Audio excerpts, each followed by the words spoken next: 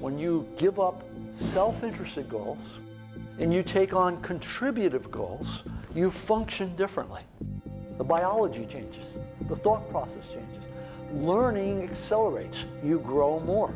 And I wanted to share with you what science says about that notion of having a purpose-driven life. If you have a purpose-driven life, it adds years to your life. You live longer. It reduces the likelihood of a heart attack or stroke.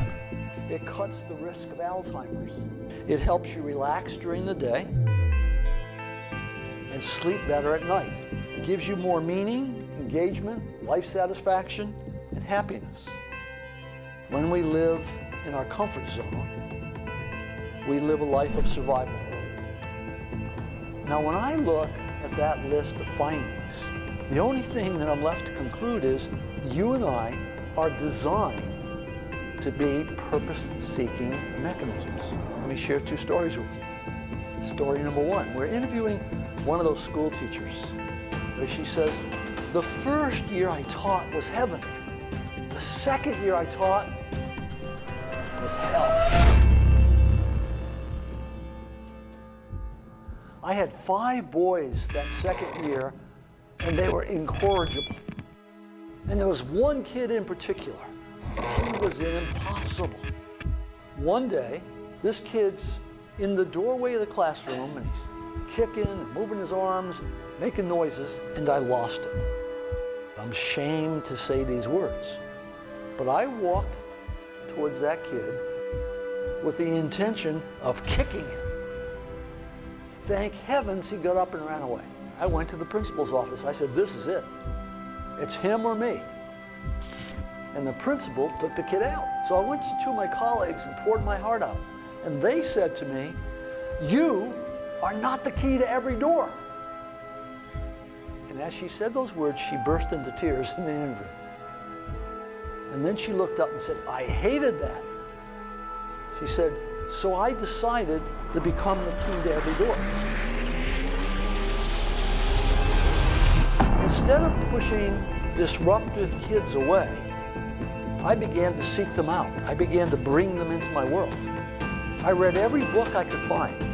I kept notes. I ran experiments. I kept notes on the experiments. And then she kind of pulled herself up and said, today, I am the key to every door.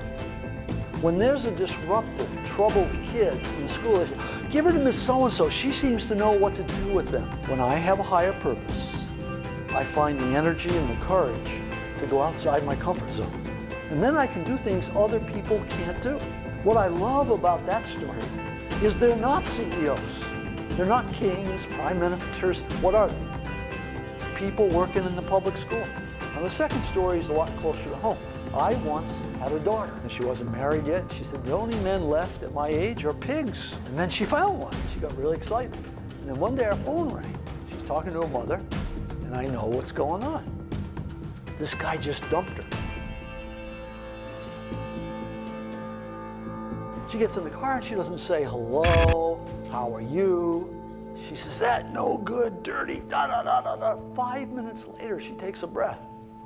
And I said, are you problem solving or purpose finding? She didn't even hear me. I say it again. She says, what are you talking about? I said, well, I wrote that thing to your brother about the difference between purpose finding and problem solving. I sent you a copy. And she said, this is the real world. I said, well, I think it applies to the real world. By then we're in the house. I pull out a sheet of paper out of my file, and it says, Robert Quinn, life statement. So I take it, I hand it to her. She rips it out of my hand. She looks at it, and then she grows kind of quiet. And she looks up and says, when you feel bad, you read this? I said, no. When I feel bad, I rewrite it. It's been rewritten hundreds of times. She said, yeah, I can hardly understand some of this stuff. Then the first miracle happened. She said, do you think I could write one of these? And I said, I'm sure you can. She went in the bedroom. For a day and a half, she worked on her life statement. A couple days passed, I get an email. And she says, so I wrote him this letter. And I'm reading this letter that she's attached. It's incredibly vulnerable, open, honest. And then at the bottom it says, And my roommate said I can't give this to him. What my roommates don't understand, this is who I really am. Didn't know this a while ago. Now I know it. It doesn't matter what other people think. When you clarify your purpose, you don't become insensitive, you don't become rebellious, you become centered. In the next few months, she began to be promoted. When you find purpose and meaning in what you're doing in one area of your life, it grows in every area of life because you are one person. My message to you today is that every one of you is filled with talents and gifts. You've been shaped by life. You've had bad experiences and good experiences. And both the bad experiences and the good experiences are there to teach you something about you. And if you look very carefully at those, you can determine what your purpose is. I'll close with a puzzle. Here's a woman who smokes. So you tell her, there's a link between tobacco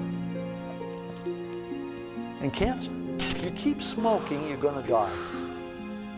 Absolutely doesn't faze her, she keeps smoking. So you buy her a patch. She wears it for a few weeks, she's still smoking. So you send her to a therapy group. She comes out of the therapy group, she's still smoking. He said, now give me 3 words you can say to this woman and she'll put down her cigarette.